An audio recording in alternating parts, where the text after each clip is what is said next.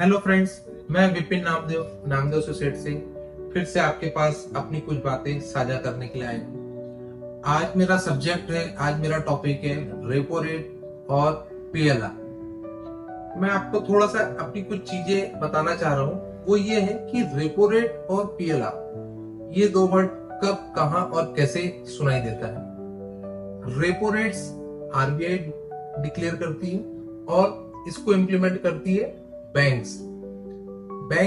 चाहे वो गवर्नमेंट हो चाहे वो प्राइवेट। और पीएलआर रेट्स जो है वो इम्प्लीमेंट करती है NBFC in the sense non banking financial company. ऐसी कंपनीज जो फाइनेंस दे सकती है, जो फाइनेंस कर सकती है, but accounts just like saving या करेंट अकाउंट्स ये सब ओपन नहीं कर सकती। उसको लाइसेंस स्पेशली आरबीआई से मिलता है फाइनेंस के लिए।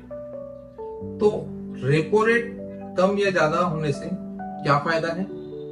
कम या ज्यादा होने से आपके बिजनेस में या आपके अकाउंट्स में क्या इफेक्ट डाल सकता है? हाँ, सिंपल सा कॉन्सेप्ट है। रेपो रेट्स जो है वो आरबीआई मेंटेन करती है, टाइम टू टाइम उस पे मैनेजमेंट करती है और उसको इम्प्लीमेंट करती है बैंक्स। देखिए, रेपो रेट से भी कम हो गया या ज्यादा हो गया तो ये सब जानते हैं कि आपकी ईएमआई पे इफेक्ट पड़ेगा।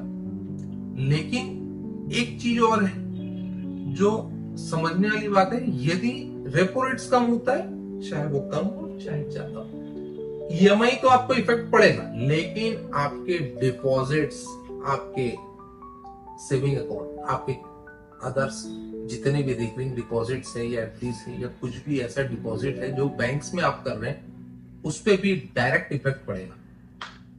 जी, ये आप मान के चलिए कि रेपो रेट से भी कम होता है तो आपको रेट ऑफ इंटरेस्ट कम पड़ता है, आपको सस्ते ब्याज में लोन मिलता है, लेकिन आपके एफडी, आरडी, सेविंग अकाउंट या इस तरह के कोई भी बैंक के डिपॉजिट्स में भी इंटरेस्ट में डायरेक्ट इफेक्ट पड़ता है।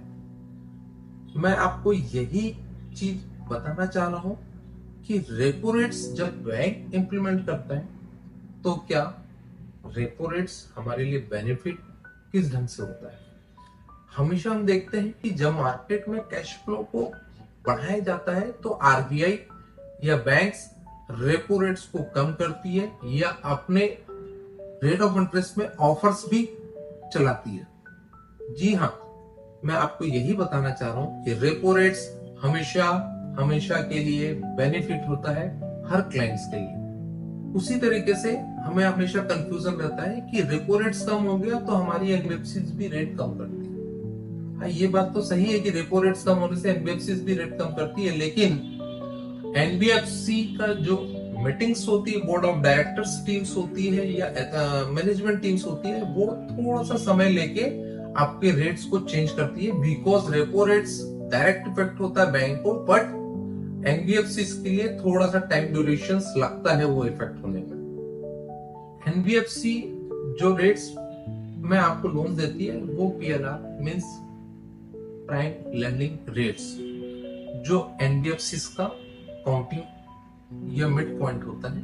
हमेशा आप देखते हैं कि एनबीएफसी रेपो रेट वर्ड ना यूज करके पीएलआर वर्ड यूज करती है। पीएलआर वर्ड का मतलब होता है प्राइम लेंडिंग रेट्स। तो मैं आपको यही बताना चाह रहा हूं कि प्राइम लेंडिंग रेट्स में यदि आप लोन लेते हैं और रेपो रेट्स में यदि किसी बैंक से लोन लेते हैं तो दोनों के फ्लक्चुएशंस में थोड़ा सा फर्क हो सकता है। इन द सेंस कि यदि आरबीआई रेपो रेट्स कम करती है या ज्यादा करती है तो आप यदि एनबीएफसी से लोन लिए हैं तो आपके रेट ऑफ इंटरेस्ट कम या ज्यादा में थोड़ा सा समय लग सकता है, बिकॉज उनका एक अलग प्रोसेस होता है, वो एक अलग मॉडल्स पे भी वर्किंग करते हैं, उनका बेसिक कॉन्सेप्ट होता है लोन करना। But repo rates direct effect होता है आपके बैंक्स में, चाहे वो गवर्नमेंट हो या प्राइवेट। Thank you. यदि आपको मेरा ये वीडियो अच्छा लगा है तो आप जरूर मेरे चैनल को सब्सक्राइब कीजिए, मेरे और लाइक और कमेंट्स कीजिए।